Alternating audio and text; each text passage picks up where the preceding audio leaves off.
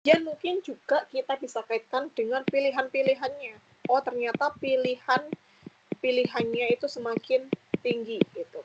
Pilihannya semakin bervariasi, semakin tinggi dan seterusnya. Nah, sehingga apa? Classical utilitarianism itu mengatakan atau selalu mengkorelasikan, menghubungkan antara kebahagiaan dengan kesejahteraan gitu. Misalnya apa? Misalnya adalah sebuah negara, katakanlah saat negara tersebut itu negara maju, income-nya sangat tinggi, maka mungkin kecenderungannya itu dilaporkan atau diinformasikan bahwa mereka yang lebih bahagia dibandingkan negara-negara yang kurang maju, negara develop, negara miskin, negara berkembang. Gitu. Nah, sehingga apa? Yang menjadi pertanyaan besar di dalam mazhab ini itu adalah apakah betul sih bahwa kesejahteraan itu selalu berkontribusi, selalu bersandingan, selalu berkorelasi, berhubungan dengan sebuah kebahagiaan gitu. Nah, jawabannya adalah tidak gitu. Karena apa? Mungkin kita bisa bilang bahwa ini tadi ya, orang dengan dengan uang saku rekan-rekan yang meningkat, maka mungkin pilihan rekan-rekan saat berkonsumsi lebih baik gitu. Pilihannya lebih banyak, tingkat konsumsinya juga yang kemarin mungkin berhemat-hemat sekarang mungkin nggak perlu berhemat lagi gitu, sehingga lebih mudah dalam memenuhi kebutuhan rekan-rekan. Nah, apakah selalu tentang kesejahteraan selalu apakah tadi uang, pendapatan yang tinggi, orang yang tinggal di negara maju itu selalu dikaitkan atau selalu menciptakan kebahagiaan? Jawabannya adalah menurut egalitarian itu adalah tidak, atau menurut New Welfare Economics itu adalah tidak. Karena apa? Ya, akan ada situasi-situasi di mana mungkin pilihan satu orang ini beda dengan pilihan orang lain. Misalnya apa? Oh, pendapatannya sama nih, revenue-nya sama. Tapi mungkin ada satu orang yang bahagia, ada satu orang lainnya yang tidak. Karena apa? Kenapa dia tidak terlalu bahagia? Karena mungkin kalau pendapatannya meningkat, mungkin waktu untuk keluarganya berkurang. Oh, kalau pendapatannya meningkat karena jam bekerjanya yang meningkat, dia nggak bisa lagi work-life balance misalnya.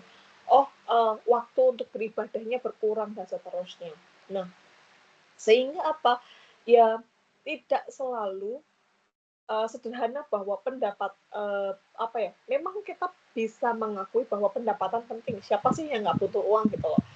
Nah, pendapatan memang penting, tetapi kita juga bisa bilang bahwa kebahagiaan itu juga dipengaruhi oleh faktor-faktor lain. Misalnya apa? Oh, percuma kalau dia banyak uang tapi sakit, nggak bisa menikmati leisure lebih banyak gitu, nggak bisa menikmati sumber dayanya gitu. Kemudian hubungan sosial dia gitu, misalnya saat dia bekerja terus-menerus, dia mungkin hubungan sosial dengan keluarganya, hubungan sosial dengan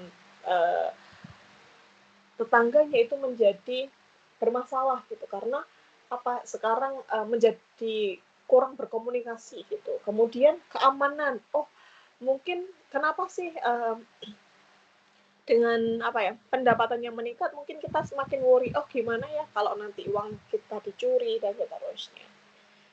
Ataupun dengan faktor-faktor lain seperti rasa keadilan gitu. Nah, kalau kita membahas apa sih sebenarnya core ilmu atau major dari mazhab ini, jawabannya adalah welfare economics ini adalah new classicism atau salah satu bagian dari neoklasik juga. Sehingga apa? Karena dia neoklasisisme, maka dia mencoba nih melengkapi analisis-analisis atau asumsi-asumsi dari neoklasik. Menggunakan apa? Menggunakan utility dan juga kesejahteraan sebagai core ilmunya atau mazhab atau majornya gitu. Nah, di sini kita punya dua kelompok. Yang pertama adalah Old Welfare Economics, yang kedua adalah New Welfare Economics. Old Welfare Economics ini siapa aktornya? Aktornya adalah Pareto, Wilfredo Pareto. New Welfare Economics itu siapa aktornya? Aktornya adalah Amartya Sen. Nah, ada dua pandangan yang berbeda. Gimana sih kedua kelompok ini, meskipun sama-sama welfare economics, memandang arti sebuah kesejahteraan itu. Jadi, yang pertama adalah old welfare economics menganggap bahwa misalnya kayak gini, ada individu A, ada individu B. Individu A ini dia sehat, kemudian revenue-nya tinggi. Individu B ini dia tidak sehat misalnya, sehingga apa? Revenue-nya kecil, revenue-nya kurang dari revenue-nya si A. Menurut Old Welfare Economics nggak masalah, karena apa? Pilihan-pilihan si A saat memutuskan bekerja, memutuskan untuk konsumsi itu nggak akan memperburuk pilihannya si B gitu.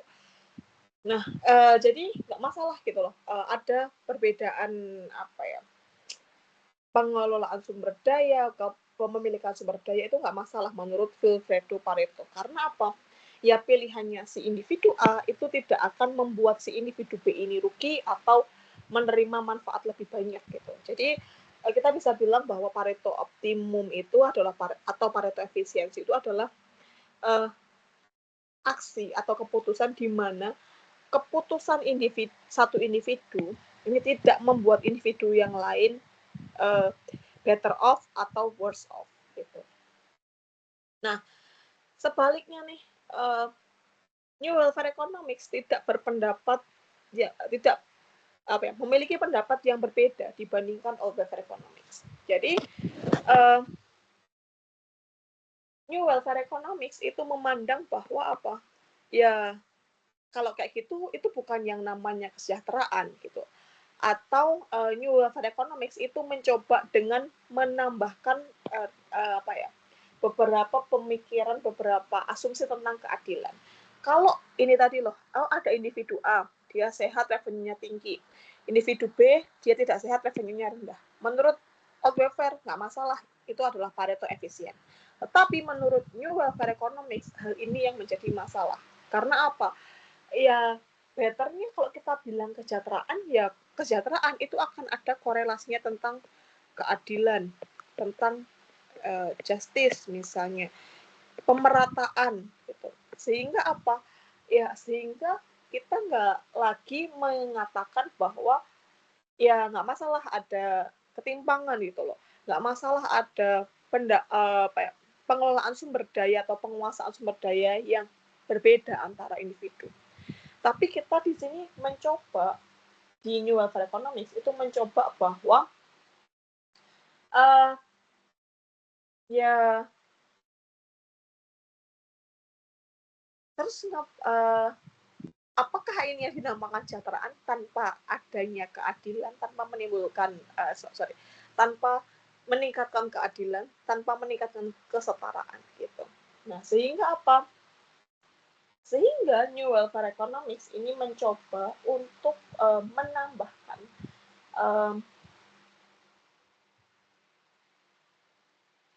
asumsi-asumsi lain dalam perhitungan kesejahteraan. Yakni apa? Ya, contohnya ada policy A, kemudian ada policy B.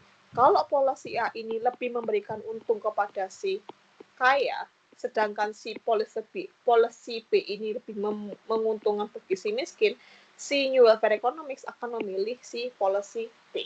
Gitu. Sehingga apa? Ya, sehingga pendekatannya dari si New Welfare Economics ini lebih memperhatikan keadilan, terutama bagi apa? Terutama bagi the least well off person, bagi orang-orang yang rentan, bagi orang-orang yang lemah gitu. Nah, karena apa? Harapannya dengan adanya dengan memperhatikan kesejahteraan ya, maka akan apa ya? Bisa memaksimalkan kesejahteraan bagi orang yang paling miskin atau bagi orang yang paling tidak beruntung. Gitu. Sehingga apa? Sehingga kita bisa mengatakan bahwa welfare economics sekarang tidak hanya fokus pada price, kemudian tidak fokus pada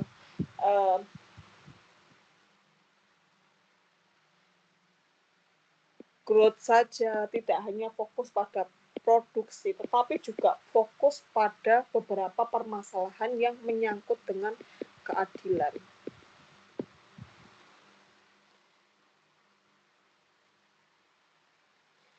Nah,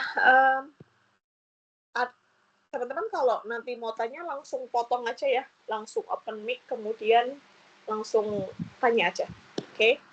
Karena saya nggak bisa melihat apa ya saat rekan-rekan resen dan seterusnya. Nah, aktor yang pertama kita punya Vilfredo Pareto. Jadi ada 3 aktor yang nanti akan saya jelaskan di sini. Yang pertama adalah Vilfredo Pareto, kedua adalah Pigu, yang ketiga adalah Amartya Sen. Nah, apa sih kontribusi dari Pareto ini?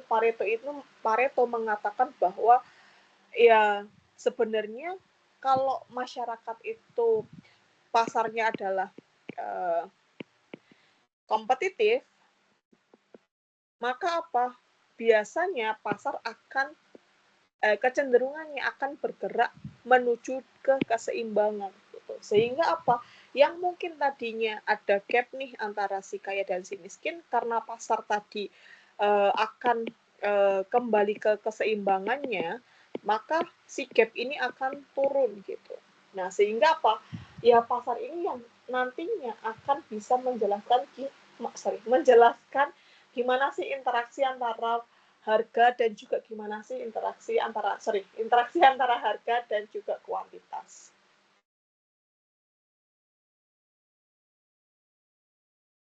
Nah, kemudian kontribusi Vilfredo Pareto yang kedua adalah pengembangan analisis mengenai distribusi pendapatan.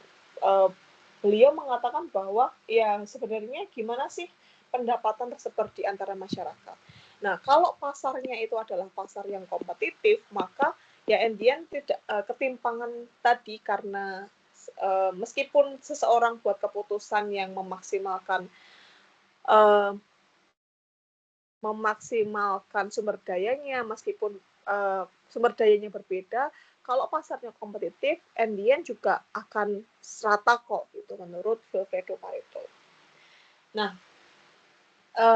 kemudian selanjutnya adalah beliau mengembangkan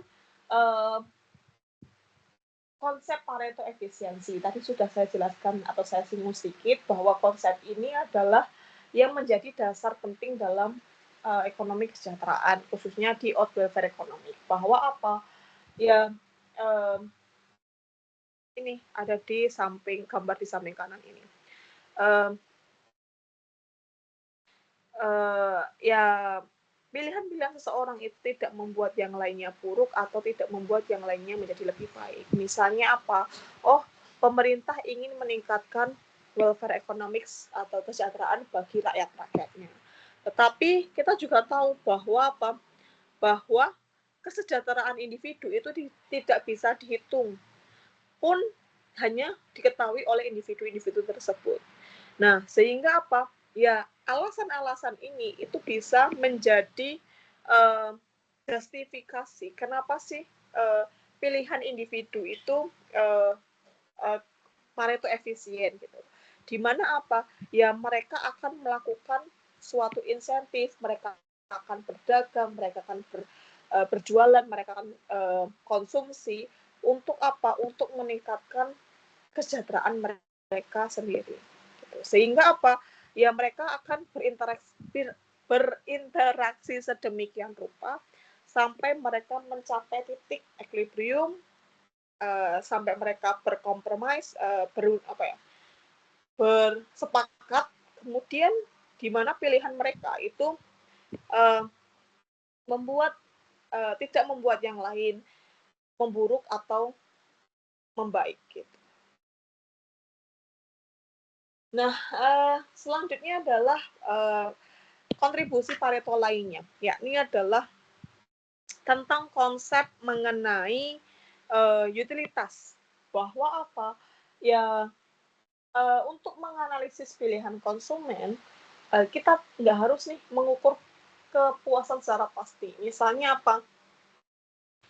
Saat saya makan nasi 1,5 porsi, saya makan nasi 2 porsi, saya makan nasi 1 porsi, berapa sih tingkat kepuasannya? Menurut Vilfredo Pareto itu nggak perlu diukur secara pasti. Yang penting apa? Yang penting kita tahu gimana sih urutan preferensi seseorang. Oh, saya lebih memilih makan banyak karbo dibandingkan protein gitu. Karena ya itu preferensi saya gitu. Nah, sehingga ya ini salah satu konsep utilitas yang ditawarkan oleh Vilfredo Pareto, bahwa apa? Bahwa ya kita sebenarnya nggak perlu nih mengukur kepuasan individu. Yang penting apa? Yang penting kita tahu urutan preferensi seseorang. Oh, saya misalnya di sini, saya lebih memilih untuk mengkonsumsi sayur lebih banyak dibandingkan mengkonsumsi bunga lebih banyak gitu.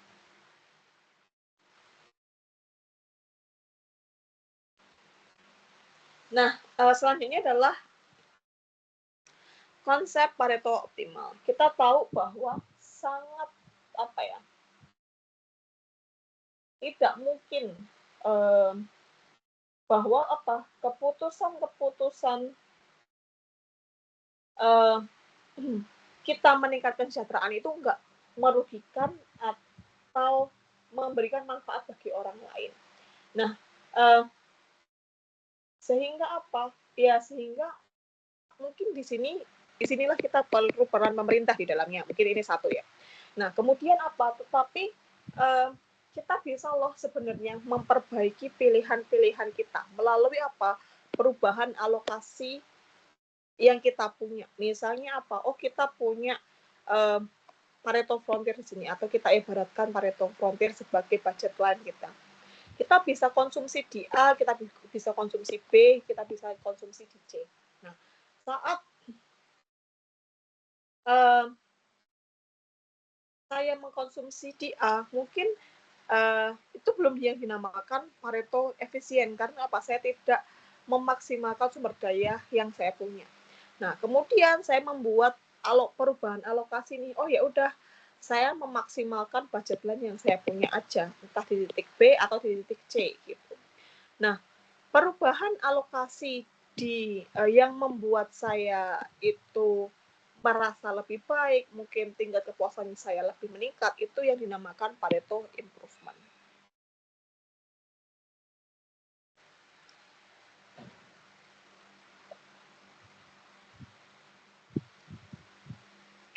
Nah, tapi teman-teman, kita juga perlu pahami bahwa apa?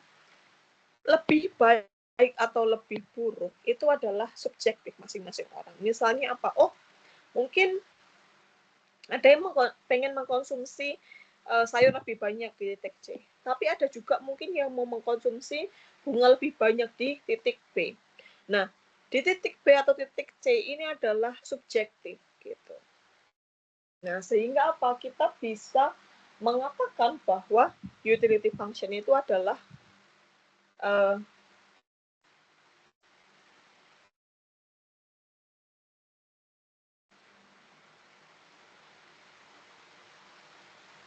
ordinal. Nah,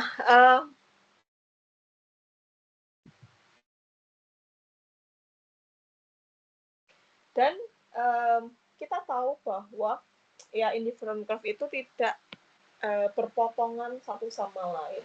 Karena apa ya, tingkat kita sudah punya apa ya, preferensi sendiri-sendiri. Misalnya ini tadi di titik A atau titik B ternyata pilihan kita adalah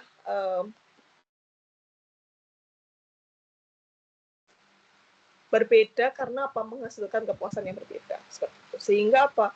Pilihan kita yang konsisten ini tadi, preferensi kita yang konsisten itu tadi membuat indifferent curve kita itu tidak berpotongan satu sama lain.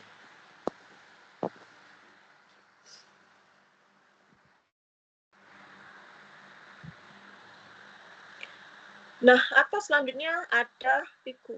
PIKU ini adalah kontribusi paling terkenal dari PIKU adalah The Economic of Welfare di tahun 1920. Nah, di mana apa? PIKU ini mendevelop atau mengembangkan pemikirannya Marshall mengenai eksternalitas. Nah, saya mungkin akan mengingatkan kepada rekan-rekan ya, apa sih itu eksternalitas, meskipun rekan-rekan sudah mendapatkan.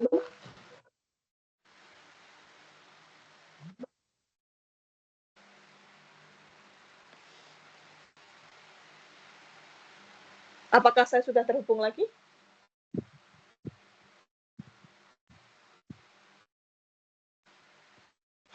Sudah, Ibu. Oke. Saya izin share screen lagi ya.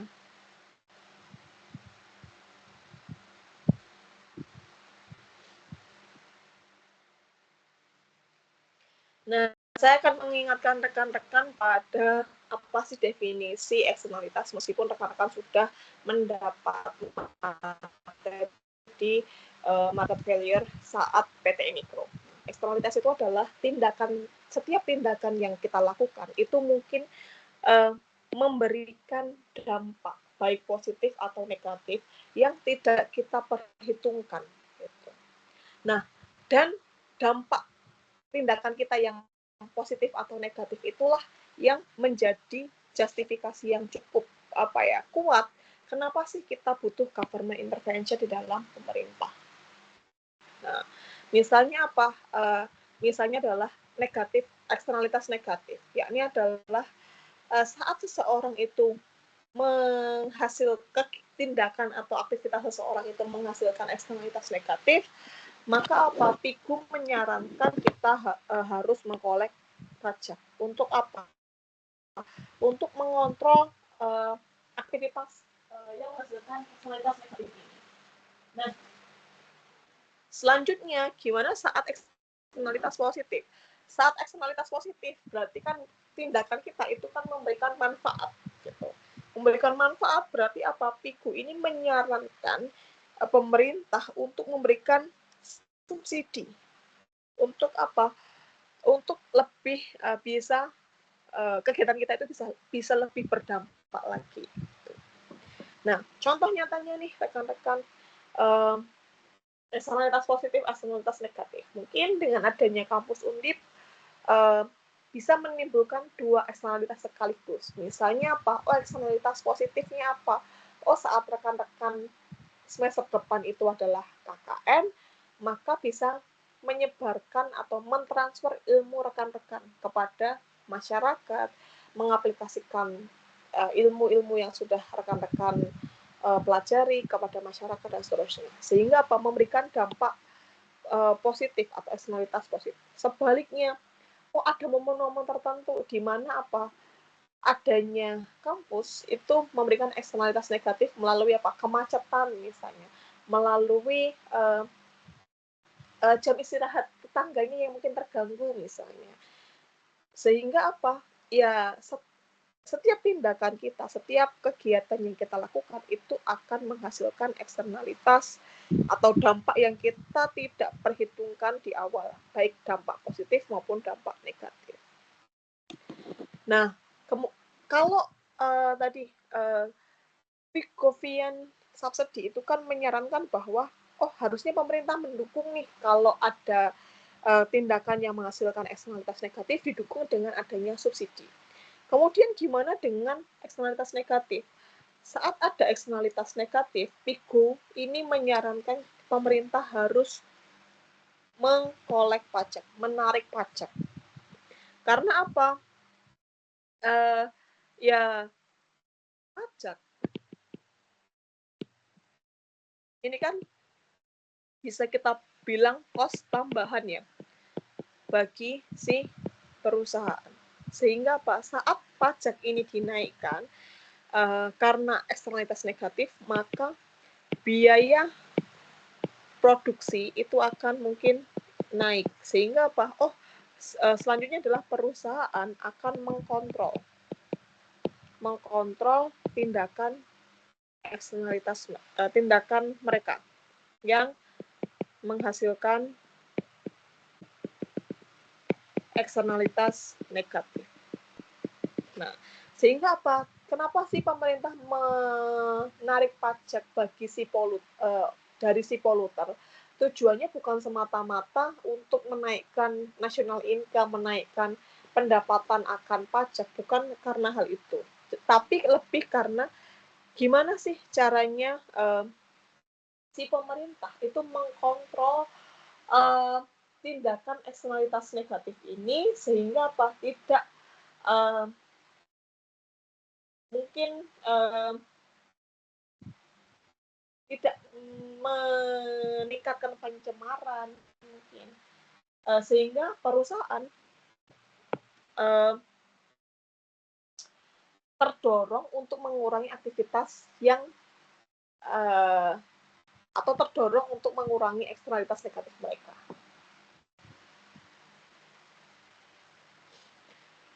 Nah, selanjutnya menurut Piku, welfare itu tidak selalu tentang uang, tidak selalu tentang pendapatan. Tetapi sebenarnya kesejahteraan itu bisa merefleksikan atau mencerminkan kondisi mental seseorang gitu. Melalui apa? Misalnya ini.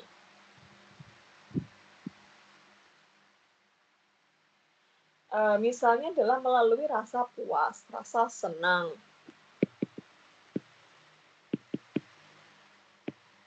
Atau terpenuhinya kebutuhan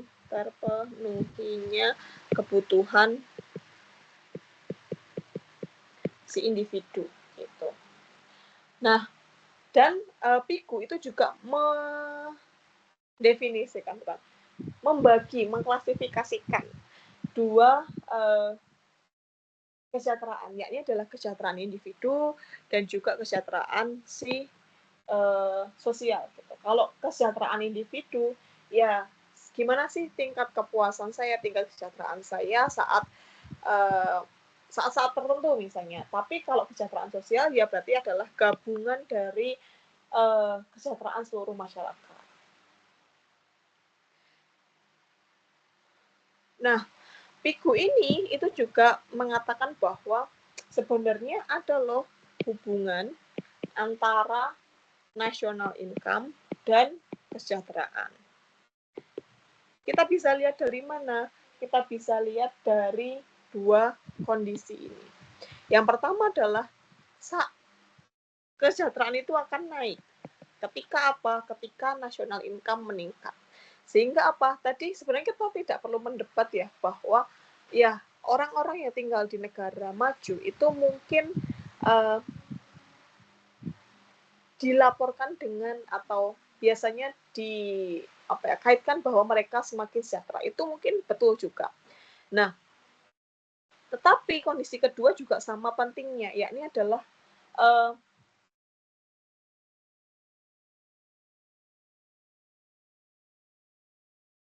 bukan hanya jumlah pendapatannya saja yang meningkat, bukan hanya national income saja yang meningkat, tetapi juga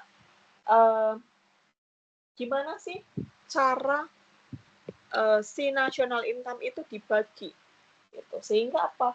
Ya kita bisa mengkaitkan dengan pertumbuhan ekonomi. Bukan hanya pertumbuhan ekonomi yang tumbuh atau kuenya yang semakin gede aja, tetapi gimana sih kue pertumbuhan ini dibagi antara siapa? Antara masyarakat yang ada di negara tersebut gitu.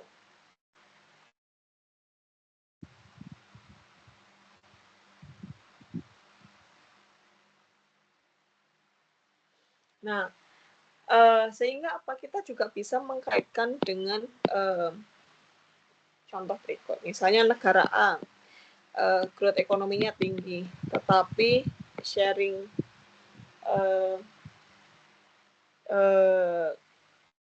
growth ekonomi hanya dinikmati oleh 5% penduduk desil 10 misalnya. Nah, sedangkan negara B pertumbuhan ekonominya memang lebih rendah dibandingkan si A gitu. Nah, tetapi ternyata distribusi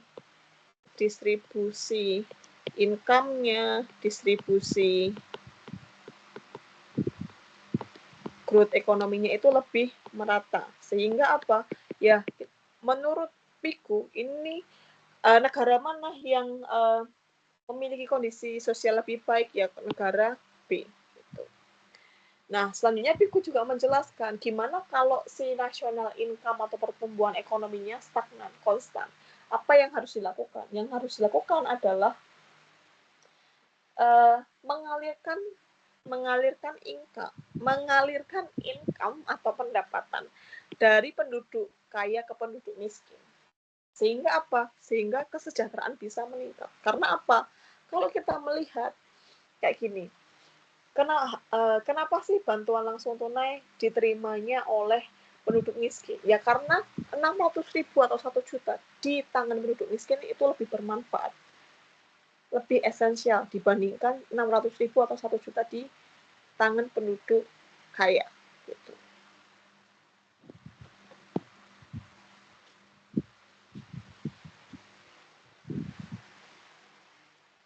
Nah, selanjutnya adalah ini saya hanya sebenarnya mengulang lagi ya rekan-rekan, ada 2 kriteria welfare economics, kriteria gimana sih mengatakan bahwa kesejahteraan sebuah negara itu meningkat.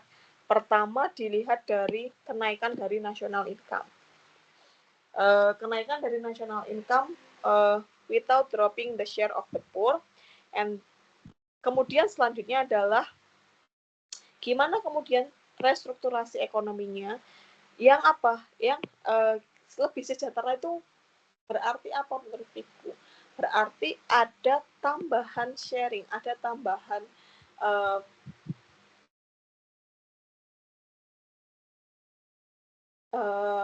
sharing, distribusi pendapatan, distribusi pertumbuhan ekonomi kepada yang miskin tanpa mengurangi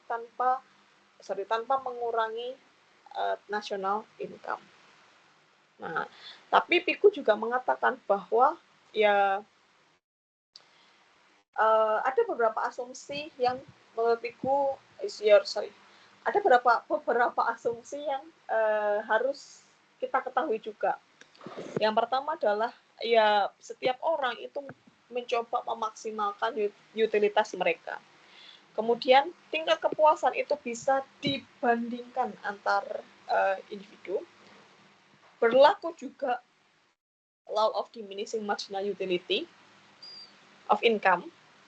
Berarti semakin tinggi pendapatan Anda, mungkin pada titik tertentu akan diminish gitu. Kemudian ada equivalent capability for satisfaction. Jadi ada tingkat kepuasan yang sama saat individu itu punya income yang sama. Misalnya kayak gini, misalnya UMK itu kan sama nih, UMK sama di satu kabupaten atau kota. Nah, orang-orang yang menerima UMK yang sama itu menurut Piku mereka tingkat kepuasannya sama gitu. Ini asumsi yang dikatakan oleh Piku. Gimana sih orang itu atau sebuah negara itu bisa meningkatkan kesejahteraan mereka? Ya pertama kalau saat national income-nya meningkat. Karena apa? Kalau national income meningkat berarti ada pembangunan ekonomi di dalamnya.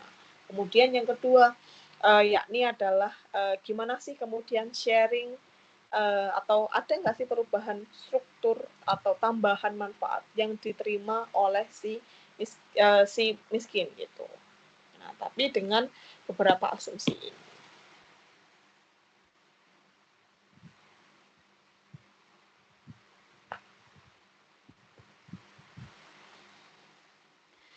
Nah, saya lanjutkan rekan-rekan. Sehingga apa? Kenapa sih kemudian jadi kemudian gimana peran pemerintah? Kemudian pemerintah harus apa di dalam welfare economics? Jadi ada bare minimum ya. Welfare economics, at least government itu harus melakukan dua hal ini gitu. Yang pertama adalah make sure ataupun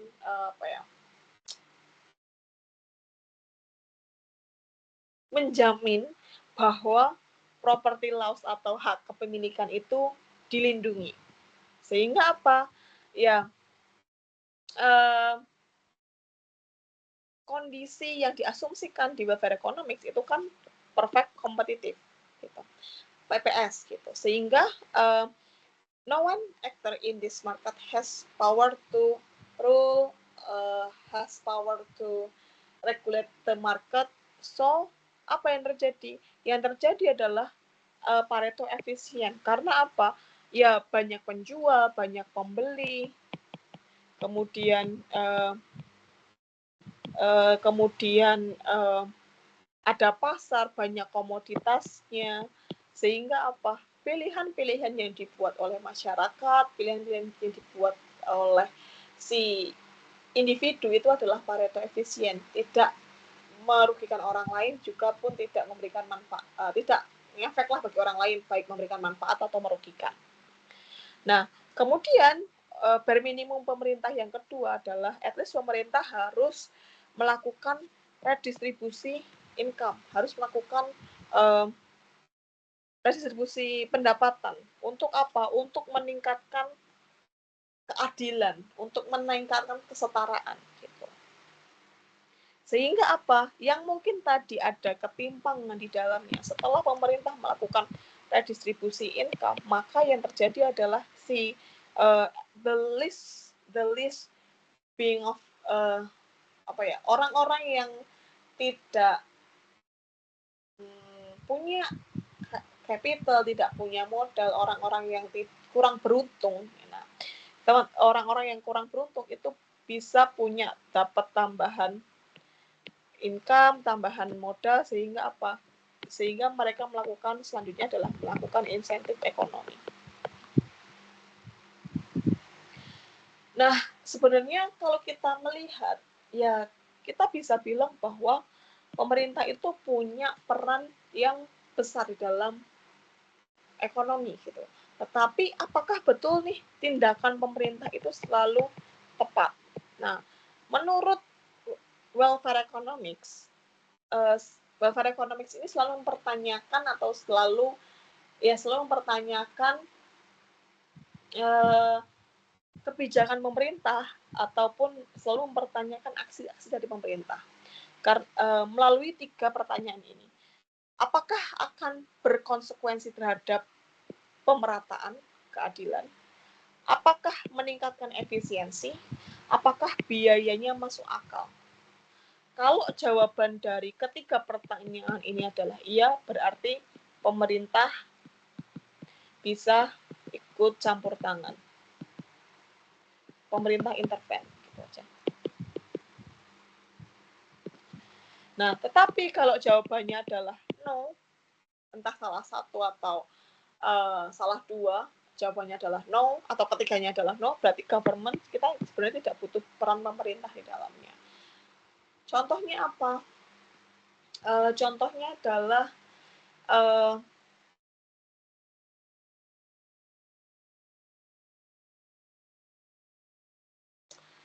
subsidi dari pemerintah.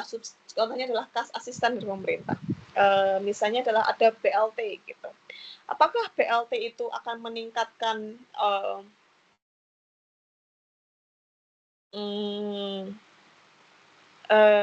pemerataan? Jawabannya mungkin iya. Kemudian apakah efisien? Bisa jadi iya, bisa jadi tidak, tergantung skemanya. Apakah biayanya masuk akal? Bisa jadi iya, bisa jadi tidak juga, tergantung skemanya.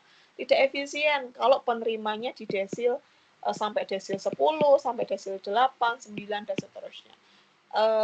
Masuk akal kalau apa? Kalau skemanya adalah conditional cash transfer, misalnya apa? si keluarga tersebut tidak diberikan subsidi dalam jangka waktu yang panjang, hanya beberapa bulan saja misalnya. Jadi kondisional gitu. Tergantung dari tingkat upahnya si individu, tergantung dari desil pendapatannya. Sehingga apa? Ya, si welfare economics itu selalu mempertanyakan setiap tindakan pemerintah, setiap kebijakan pemerintah melalui 3 pertanyaan ini. Nah, karena apa? Welfare economics sebenarnya juga mengkritik peran pemerintah yang terlalu dominan. Kita mungkin memandang ya bahwa government ini adalah orang yang paling tepat, orang yang paling cocok untuk sebagai representatif kita. Orang paling cocok untuk untuk meningkatkan sosial welfare, kesejahteraan sosial gitu. Karena apa? Ya mereka representatif kita gitu. Jawabannya adalah tidak gitu. Menurut welfare economics, kalau ada market failure, ada juga government failure di dalamnya. Karena apa? Pertama, tingkat kepuasan hanya diketahui oleh individu. Saya akan puas saat mengkonsumsi coklat berapa, mungkin pemerintah nggak akan tahu gitu loh. Nah, sehingga apa? Kalau mereka bilang bahwa saya ini representatif, saya tahu bagaimana caranya dan seterusnya, mungkin saja itu adalah salah. Karena apa? Ya tingkat kepuasan hanya diketahui oleh masing-masing individu. Kemudian yang kedua adalah, katakanlah kayak gini, pemerintah tahu cara meningkatkan sosial welfare, tahu cara mengurangi kemiskinan, tahu cara mengurangi ketimpangan. Tetapi apa? Public sector itu bukanlah orang yang tepat, bukanlah agen yang tepat untuk mencapai atau mewujudkan hal ini. Karena apa? Ya sejatinya public politician, sejatinya representatif kita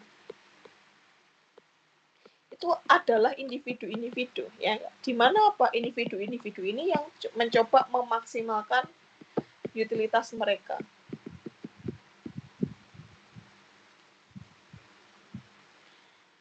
Tuh. Nah, ada pertanyaankah rekan-rekan sebelum kita beralih ke slide selanjutnya?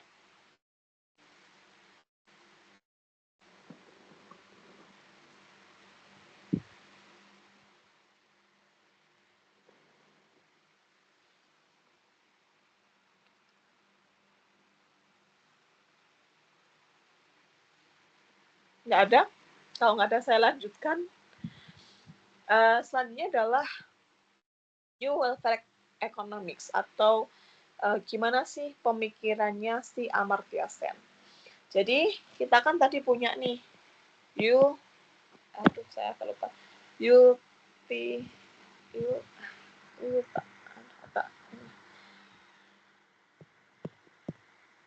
utilitarianism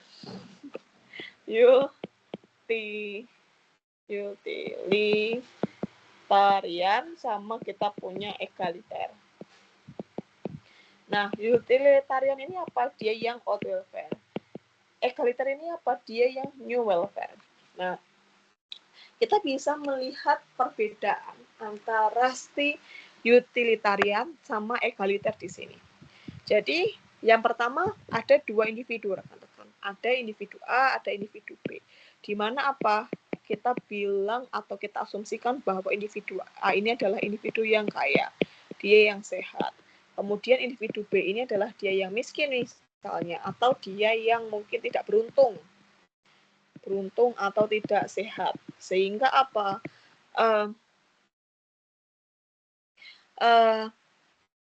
Trapesium pertama ini adalah trapesiumnya atau ini adalah marginal utility ataupun total utility dari si A. Di mana apa total utility-nya si A ini adalah digambarkan dari trapesium yang besar. Kemudian si B ini adalah trapesium yang kecil. Ini yang A B4, B dan B3. Nah, menurut utilitarian ini nggak masalah karena apa? Pareto efisien. Tapi menurut New Welfare Economics kayak gini, masa kamu bilang bahwa kamu mau meningkatkan kesejahteraan, tetapi di kenyataannya masih muncul ketimpangan di sini. Gitu. Sehingga apa? New Welfare Economics itu mencoba dengan pendekatan baru, yakni apa? Fokusnya, tambahan fokusnya adalah gimana sih caranya bukan hanya tadi national income saja yang meningkat, tetapi juga kesejahteraan melalui apa? Melalui keadilan. Itu juga bisa meningkat. Sehingga apa? Oh, berarti kita butuh redistribusi income nih dari si A ke si B. Sehingga apa? Total utility-nya si B ini juga sama trapesiumnya gitu. Sama kayak si A di awal.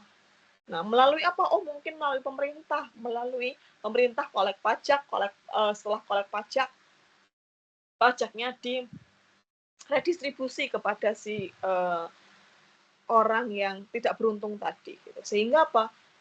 Marginal utility-nya si A ini akan selaras dengan marginal utility-nya si B.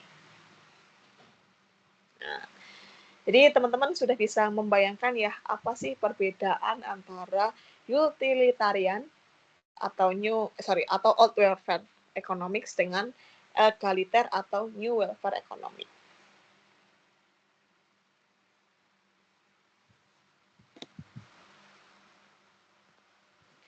Nah, kemudian selanjutnya adalah apakah mazhab ini kemudian valid, useful, correct in its time?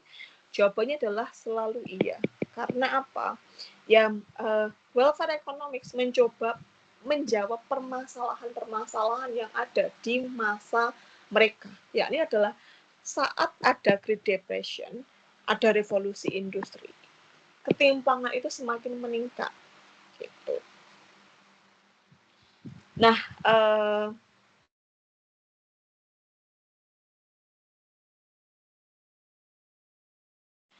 dan juga mungkin menjawab juga permasalahan di masa yang ada melalui apa? Gimana sih taxes dan subsidi itu dikenakan sehingga apa? Ya mengurangi insentif atau mengurangi dorongan si perusahaan untuk melakukan eksternalitas negatif yang lebih tinggi lagi. Nah, last but not least, untuk welfare economics, welfare school, yakni adalah apa sih kemudian yang menjadi lasting contribution yang masih abadi. Lasting contribution yang masih abadi adalah mengenai, ya sebenarnya semuanya sama-sama pentingnya, tapi gimana sih konsep baru ditawarkan dari mazhab ini, yakni adalah melalui redistribusi income. Jadi, Bru itu mengandaikan kenapa sih melalui redistribusi income itu lebih distorsi ekonominya itu lebih sedikit dibandingkan saat pemerintah itu mengenakan pajak atau memberikan subsidi. Gitu. Jawabannya apa? Oh, saat pemerintah mengenakan pajak, maka orang-orang akan cenderung mengurangi insentif mereka, mengurangi jam bekerja mereka, mengurangi kuantitas yang diproduksi. Gitu. Nah, kemudian gimana dengan subsidi? Subsidi atau insentif yang berkepanjangan.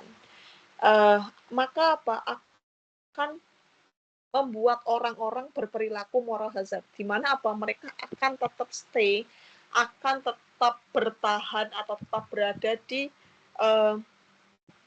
keadaan yang negatif gitu. Agar apa? Agar bisa menerima subsidi ataupun menerima insentif tersebut. Nah, sehingga apa? Transfer ataupun conditional transfer itu adalah dia yang paling punya distorsi paling sedikit dibandingkan taxes dan juga subsidi. Nah, ini untuk materi mengenai welfare school. Sehingga apa? Kita bisa bilang bahwa sekarang nggak hanya fokus pada national income, nggak fokus pada growth ekonomi, price juga, tetapi juga tentang welfare, khususnya tentang apa? Gimana sih cara meningkatkan keadilan, kesetaraan, seperti itu.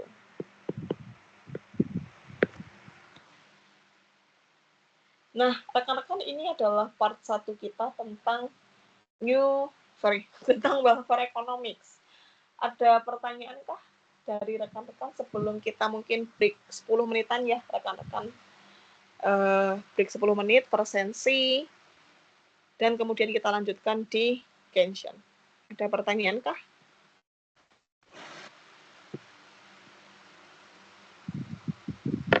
Untuk materi sudah saya upload di MS Team ya, rekan-rekan, di materials.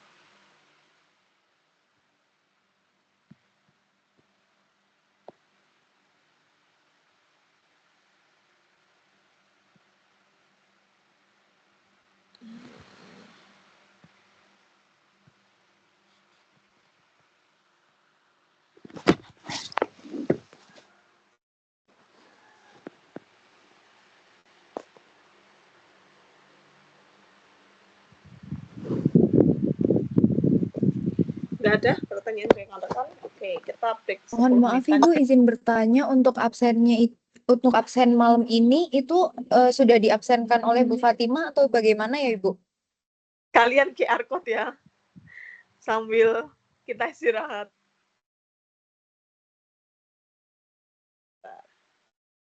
QR code ya, rekan-rekan. Ini saya baru masuk SSO.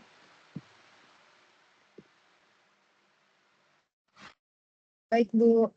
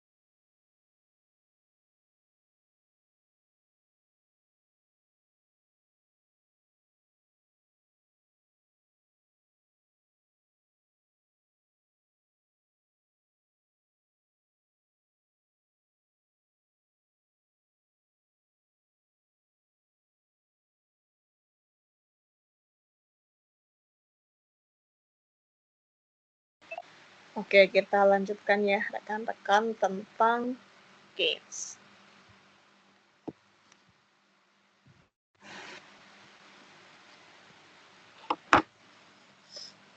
Nah, mungkin ini Keynes, Mas, tambahan-tambahan untuk Keynes ini akan saya sampaikan mungkin beberapanya di pertemuan selanjutnya ya.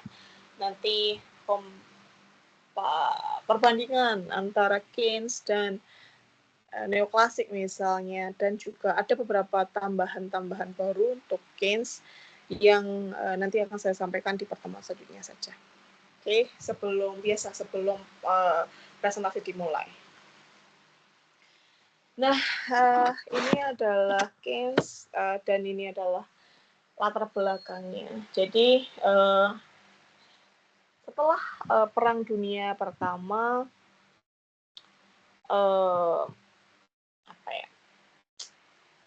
kepercayaan terhadap traditional economics neoklasik itu mulai dipertanyakan, mulai diragukan.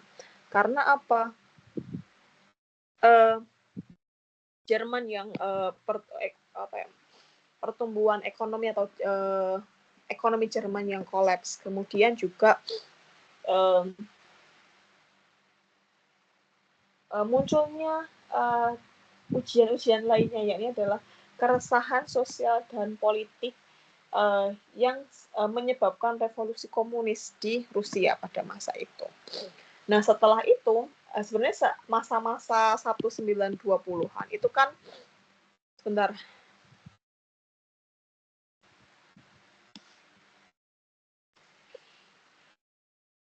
Nah, jadi masa-masa 1920-an itu kan US itu menikmati kemakmuran mereka. Mereka mengatakan atau mengklaim bahwa US-nya adalah the greatest negara adidaya, negara paling kuat dan seterusnya. Nah, selanjutnya adalah 1 tahun setelah 1928-an, 1927-an, 1 tahun setelahnya itu Wall Street crash nih. Harga saham turun, kemudian kolaps, banyak orang-orang yang dirumahkan, sehingga apa? Kepercayaan juga terhadap traditional economics, neoclassical itu mulai dipertanyakan. Akibatnya apa sih? Akibatnya adalah lebih dari 13 juta orang itu menganggur di era Great Depression. Sehingga apa? Sehingga kepercayaan terhadap free market, laissez-faire itu mulai dipertanyakan. Bisa nggak nih sekarang laissez-faire ini memprovide ataupun menyediakan ataupun menjelaskan ataupun memberikan kestabilan ekonomi, menumbuhkan pertumbuhan ekonomi gitu. Sehingga apa? Kepercayaan terhadap laissez-faire, kepercayaan terhadap pasar bebas itu mulai goyah gitu. Nah, presiden US pada masa itu adalah Hoover doing business as usual. Apa sih yang dilakukan oleh Hoover? Yakni adalah meningkatkan jumlah uang beredar atau money supply. Nah, peningkatan jumlah uang beredar ini malah semakin memperparah depresi, memperparah Great Depression yang ada di masa itu.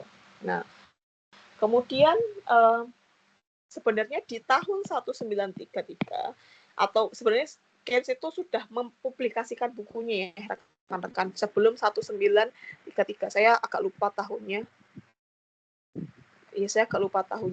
Tetapi di 1993 itu Keynes itu mencoba nih berargumen atau memberikan masukan-masukan kepada Roosevelt, presiden Amerika yang baru. Tentang apa? Oh, nggak bisa nih kalau kita sepenuhnya mengandalkan pasar bebas gitu. Sehingga apa? Mau nggak mau kita harus melakukan transisi gitu. Yang awalnya pasar bebas kemudian butuh government intervention gitu. Sehingga apa? di masa Roosevelt si Roosevelt ini meluncurkan kebijakan-kebijakan baru atau stimulus-stimulus baru yang dinamakan the New Deals. Melalui apa? Ya melalui membangun infrastruktur pada masa itu. Dengan membangun infrastruktur maka unemployment rate turun. Infrastruktur, project, tunnel, kemudian membeli excess supply dari masyarakat dengan harga pasar, dan lain-lain. Sehingga apa? Sebenarnya New Deals ini adalah kebijakan yang dilakukan pemerintah Amerika dan Eropa di masa-masa Great Depression. Nah, itu adalah background awal dari pemikirannya Keynes. Kenapa sih kemudian neoklasik atau klasik ya, yang hampir 3 abad itu dipercaya atau diaplikasikan di semua negara kemudian bisa runtuh. Itu kenapa? Karena Great Depression. Ditunggu nih waktunya. Karena apa? Kan si neoklasik atau klasik itu kan berkata bahwa nggak masalah, nanti kan bakal baik lagi toward equilibrium gitu. Tapi kenyataannya malah semakin memperparah krisisnya, semakin memperparah, depresinya semakin parah gitu. Nah, ini adalah major asumsi utama di dalam pemikirannya Keynes. Yang pertama adalah macroeconomic focus. Fokusnya lebih ke makro lagi sekarang kan. Kita beralih nih dari yang makro di klasikal kemudian mikro, bahwa individual decision matters, kemudian nggak ada kalau individu tidak memutuskan bekerja maka nggak akan ada labor market. Nah, pemikirannya kan di neoklasik kan sebenarnya gabungan antara microeconomics dan macroeconomics. Tetapi di pemikirannya Keynes kita dikembalikan lagi dengan macroeconomic focus. Fokusnya apa? Fokusnya adalah pada faktor-faktor yang mempengaruhi consumption, saving, investasi, income, quantity, dan juga unemployment rate atau employment. Nah, sehingga apa? Ya, fokusnya sekarang lebih dikembalikan ke makro lagi. Kalau ternyata stabilitas sebuah negara itu juga penting loh. Nah, kemudian yang kedua adalah demand oriented. Penting nih ternyata kalau kemarin neoklasik klasik itu kan sisi supply, neoklasik gabungan antara supply dan juga demand. Keynes itu adalah demand oriented gitu. Dimana apa? Sebenarnya yang penting dalam ekonomi itu adalah effective demand. Karena apa? Contohnya atau intuitifnya di labor market itu adalah demand di labor market itu adalah derived demand gitu. Demand di output market. Sehingga apa? Ya, permintaan efektif inilah yang mungkin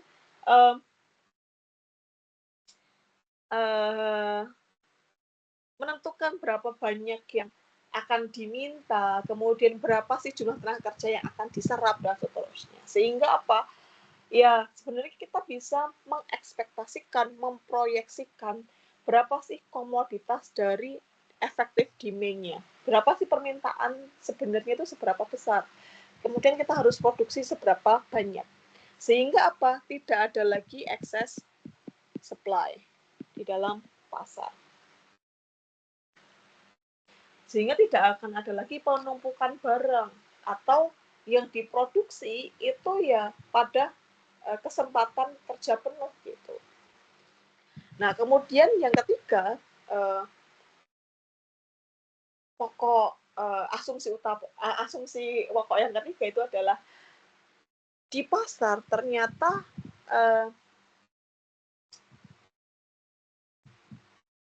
yang terjadi itu adalah ketidakstabilan ekonomi. Bahwa apa? Bahwa ekonomi itu akan mengalami atau akan terjadi boom dan juga bust. Itu yang mungkin akan berulang karena apa? Mungkin tingkat pengeluaran investasi yang tidak direncanakan, pengeluaran investasi yang tidak menentu dan seterusnya. Nah, kemudian asumsi lainnya di dalam Keynes adalah wage and price rigidity. Jadi Keynes itu berpendapat bahwa upah dan bunga itu tidak fleksibel. Tidak fleksibel kemana? Tidak fleksibel ke bawah. Contohnya apa? Kan setiap tahun UMK meningkat nih. Kecenderungannya meningkat ya, padahal bisa aja tetap. Tapi pernahkah UMK itu turun? Sehingga apa? Keynes mengasumsikan bahwa apa? Harga dan juga tingkat upah atau upah itu adalah tidak fleksibel ke bawah. Karena apa? Faktor kelembagaan. Misalnya apa? Ada union, ada kontrak, ada minimum wage law misalnya, ada peraturan mengenai UMK misalnya atau UMP. Kemudian selanjutnya adalah aktif fiskal dan moneter, aktif kebijakan fiskal dan moneter yang aktif. Yakni apa? Ya sebenarnya government itu harus intervene ekonomi secara aktif gitu. Melalui apa? Pengeluaran pemerintah, pemasukan pemerintah dari pajak dan seterusnya. Tujuannya ya apa? Untuk tujuan ekstraktif maupun kontraktif. Gitu. Nah, ini pemikiran Keynes lainnya, yakni adalah skeptical the rise of neoclassical atau the rise of neoclassical economics atau new classicism.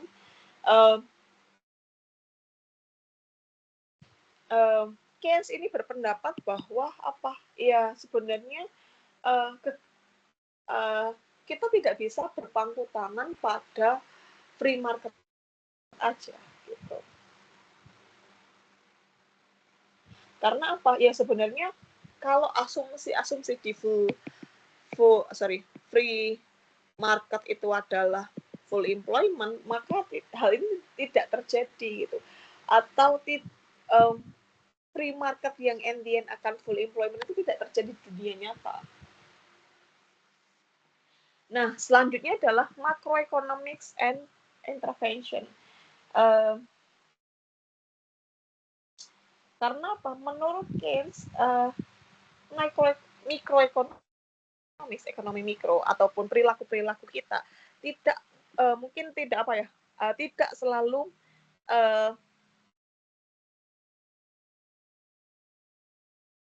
berdampak pada jangka panjang, mungkin tidak berdampak pada ataupun kita tidak memikirkan gimana sih long run macroeconomics dan seterusnya.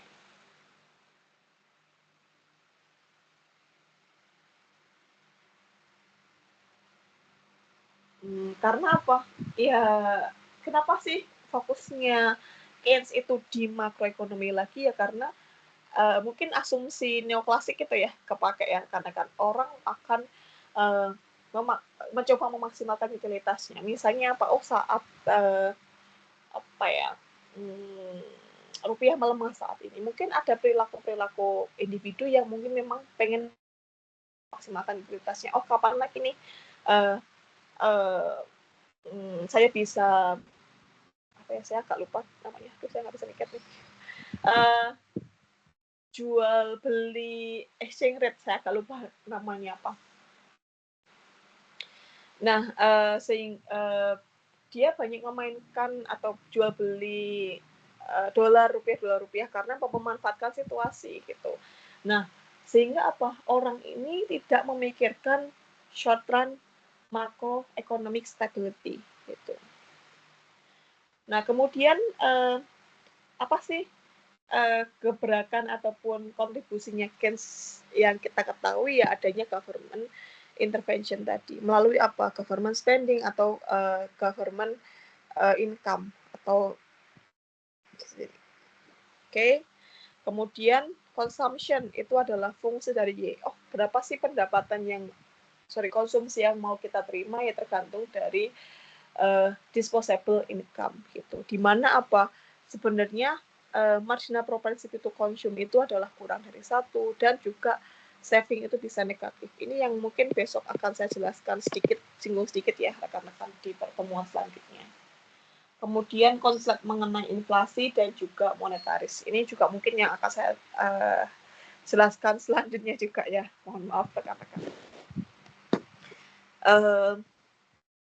Kemudian ada juga nih rekan-rekan, kemudian klasik itu kan berpendapat bahwa akan terjadi full employment ya.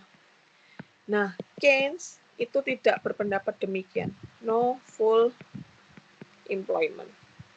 Kan klasik mengatakan asumsi klasik itu kan mengatakan bahwa ya in the end asumsinya adalah full employment. In the end semua orang yang mencari pekerjaan akan dapat pekerjaan gitu. Orang-orang yang tidak bekerja karena mereka memilih untuk tidak bekerja gitu. Tapi menurut Keynes hal ini tidak terjadi di dunia nyata. Yang terjadi adalah volume dari employment, volume dari employment rate tergantung dari effective demand. Karena apa? Ingat tadi demand di labor market itu adalah derived demand di pasar output. Sehingga apa? Harga di pasar output, permintaan penawaran di pasar output itu akan mempengaruhi jumlah tenaga kerja yang akan di-hire, jumlah unemployment rate di sebuah negara. Nah, kita bisa pakai flow di bagian kanan. Ini. Classical economics state that unemployment is always choice. Jadi, orang-orang yang nganggur itu adalah pilihan mereka. Karena apa? Oh, nggak mau digaji sedikit. Kemudian semua orang itu sebenarnya punya kesempatan, tapi mereka nggak mau kerja aja gitu. Atau ada involuntary unemployment. Nah, tetapi kenyataannya adalah gaji itu bergerak secara pelan saat resesi. Saat harga turun, maka apa? Maka value of wages itu meningkat. Sehingga apa? Tidak ada effective demand di pasar output itu turun. Sehingga perusahaan meminta atau meng-hire tenaga kerja yang lebih sedikit. Nah, saat ekonomi dalam keadaan slam tadi, effective demand-nya turun, maka apa? Worker itu terjebak di dalam situasi yang menganggur. Mereka sebenarnya nganggur itu bukan pilihan mereka gitu. Karena apa? Ya sebenarnya ya pengangguran jumlah tenaga kerja yang yang dibutuhkan sebuah perusahaan tergantung dari permintaan di pasar output. Sehingga menurut Keynes, unemployment is not a choice. Nah, selanjutnya adalah money and wage rigidity. Menurut Keynes, uang dan tingkat upah ini adalah kaku. Dia cenderung naik, tapi susah untuk turun ke bawah. Fleksibel nih naik ke atas, tapi infleksibel saat turun. Nah, sehingga apa dampaknya dari money and wage rigidity ini? Yakni dampaknya adalah ke involuntary unemployment. Sehingga apa? Kenapa sih muncul unemployment? Ya sebenarnya supply of labor lebih besar dibandingkan demand of labor. Sehingga apa? Ada gap. Atau kita bilang ada unemployment rate di sana. Gitu. Nah, kemudian apa sih sebenarnya yang menyebabkan harga ataupun upah itu kaku gitu? Yang pertama adalah minimum wage law, adanya kebijakan minimum upah. Ada kontrak, misalnya Pak, 1 tahun pertama gaji Anda X, kemudian tahun kedua X plus 1, tahun ketiganya adalah X plus 1,5 dan seterusnya. Sehingga apa? Upah itu infleksibel untuk turun gitu. Atau efisiensi wages, ingat rekan-rekan, yakni adalah ya udah perusahaan akan memberikan gaji yang tinggi agar bisa attract orang-orang yang skill worker lebih kompeten dan seterusnya. Sehingga ya hal inilah yang juga menyebabkan tingkat upah kaku, munculnya pengangguran dan seterusnya. Nah, kemudian ini kontribusi Keynes lainnya adalah role of fiscal policy. Gimana sih peran dari kebijakan fiskal? Sebenarnya peran dari kebijakan fiskal ini adalah untuk meningkatkan full employment.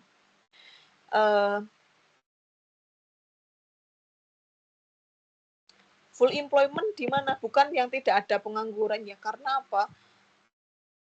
Ingat rekan-rekan, even if in the competitive market, in competitive labor market, ada pengangguran.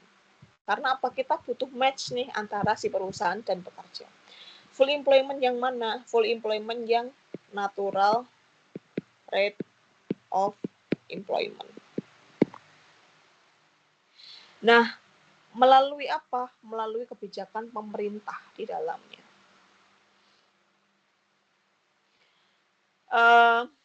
Dan menurut Keynes ada satu variabel yang sangat penting yang bisa dimanipulasi, bukan dimanipulasi bukan dimanipulasi itu diada-adakan, itu bukan ya, tapi dimanipulasi itu adalah di intervensi maksudnya. Yakni adalah aggregate demand melalui apa? Government spending atau government income. Misalnya apa? Gimana sih pemerintah menetapkan tarif pajak dinaikkan atau diturunkan. Kemudian gimana pemerintah memberikan subsidi dinaikkan atau diturunkan dan seterusnya. Nah, ini ada 2 flow dari Keynes, saya ambil dari bukunya DK Publisher. Gimana sih menurut Keynes kok bisa kenapa melalui peran pemerintah khususnya melalui kebijakan fiskal gitu. Contohnya adalah saat depresi. Saat depresi maka penjualan akan turun karena apa? Muncul pengangguran baru. Si rakyat atau si masyarakat itu tidak punya uang untuk membeli barang gitu. Sehingga banyak excess supply di sana. Nah, sehingga apa? Penjualan atau perdagangan itu menjadi turun. Dan akibatnya adalah ada beberapa pekerja yang dirumahkan seperti itu. Nah, kemudian gimana saat recovery? Saat recovery, contohnya melalui apa? Contohnya mungkin pemerintah melakukan subsidi membangun tanah, membangun infrastruktur seperti yang dilakukan di masa Roosevelt misalnya, the New Deal tadi. Yakni adalah saat pemerintah itu melakukan sebuah proyek, membangun infrastruktur dan seterusnya, atau memberikan cash transfer di sini, atau meningkatkan belanja pemerintah, maka apa? Akan mungkin meningkatkan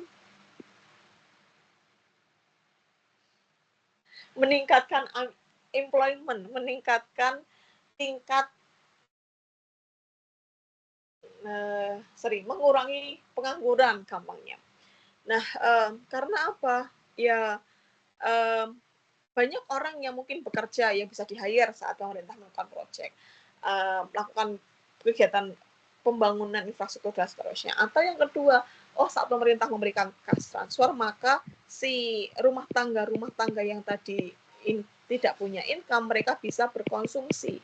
Sehingga apa? Sehingga yang terjadi adalah ada proses jual beli tadi. Terus excess supply turun. Sehingga apa? Perusahaan itu butuh tenaga kerja lagi. kemudian mungkin ekonomi bisa dalam keadaan ekonomi bisa recovery. Nah, di sini juga ada flow lainnya. Kemudian kenapa sih melalui kebijakan pemerintah emang pemerintah doang yang bisa gitu? Jawabannya adalah sebenarnya government spending push the economy by more than what it spend. Contohnya seperti ini rekan-rekan. Contohnya adalah misalnya apa? Pemerintah meningkatkan spending mereka, meningkatkan belanja pemerintah melalui apa? Membangun infrastruktur, memberikan kas transfer dan seterusnya. Dengan membangun infrastruktur, maka yang terjadi apa? Oh, akan meningkatkan employment, akan meningkatkan orang-orang yang bekerja, jumlah orang-orang yang bekerja. Kemudian mungkin orang-orang yang tadi bekerja yang awalnya kehilangan pekerjaan itu bisa bekerja, kemudian mereka akan berkonsumsi di sini. Sehingga apa? Konsumsi mereka akan meningkatkan demand. Dan demand si perusahaan akan meningkatkan jumlah orang yang dia pekerjakan, dan hal ini akan berulang secara terus-menerus, sehingga apa? Kita bisa bilang bahwa government spending push the economy by more than what is spent. Nah,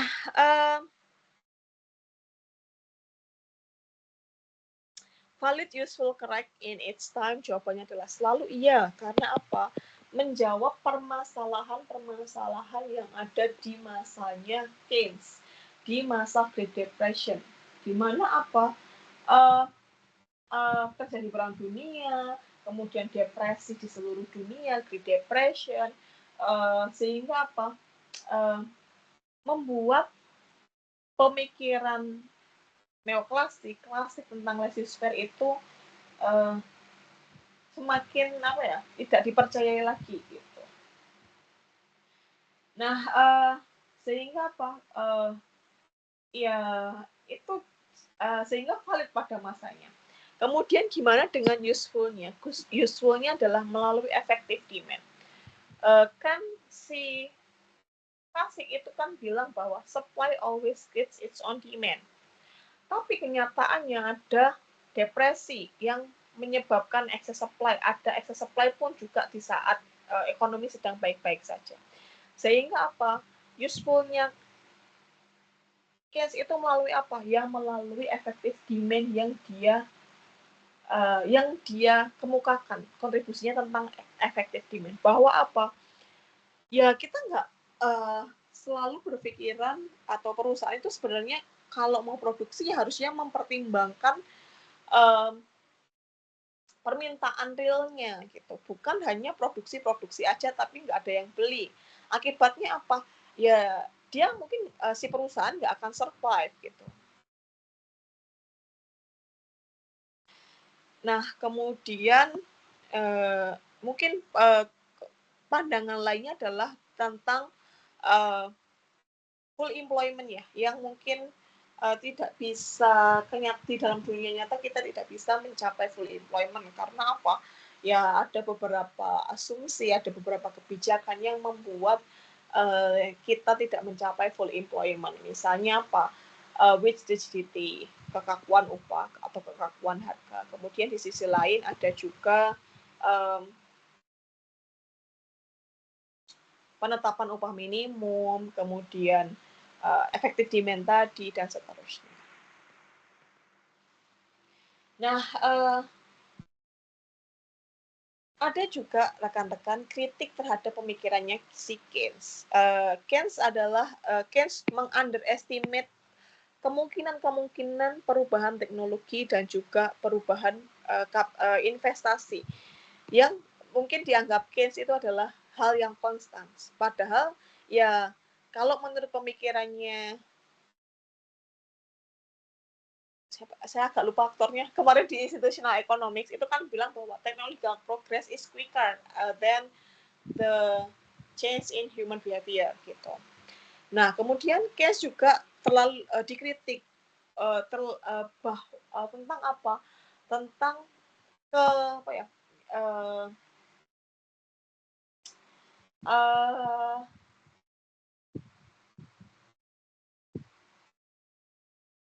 mengaksesi bukan, bentar. To ready acceptance. Keynes ini dikritik bahwa selalu mengiyakan tentang kebijakan pemerintah gitu. Meskipun kadang dinilai kebijakan pemerintah itu wasteful, tidak berguna, buang-buang anggaran dan seterusnya. Nah, menurut Keynes, ya nggak masalah, better government itu do something rather than do nothing. Gitu. Menurut Keynes seperti itu. Nah, tapi menurut ekonom-ekonom lain, Chicago, monetaris itu nggak berpendapat demikian. Karena apa?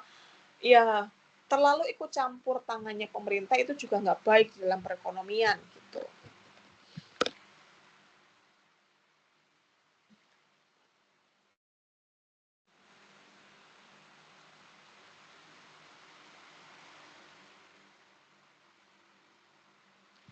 Nah, ini rekan-rekan yang bisa saya sampaikan untuk Keynesian. Besok saya akan ulangi sedikit ya tentang comparison antara Keynes dan juga neoklasik misalnya. Kemudian beberapa asumsi-asumsi lainnya, inflation, monetaris idea, about interest rate, dan juga consumption, saving, consumption, saving, dan seterusnya. Oke, nah rekan-rekan mungkin ada yang mau ditanyakan untuk welfare economics dan Keynes.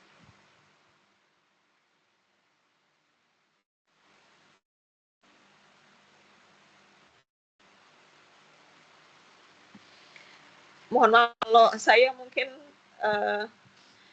agak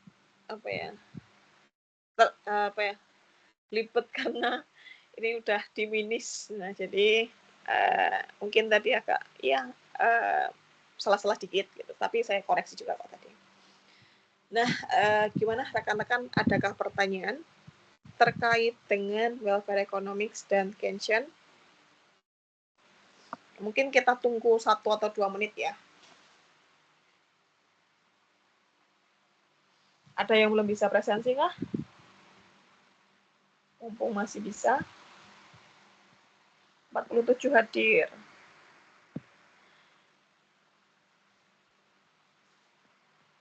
Saya malas ngecek juga sih. Gimana? Ada pertanyaan? Tinggal 1 menit lagi. Kita tunggu ya. Tidak ada, Ibu. Nggak ada? Bentar. Saya tunggu 1 menit lagi. Saya optimis.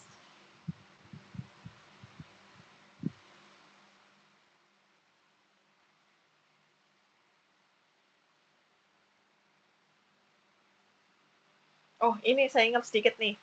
Jadi, kenapa sih tadi Keynes itu dikritik ya, rekan-rekan, terhadap too ready acceptance of wasteful government spending. Jadi di masa dulu itu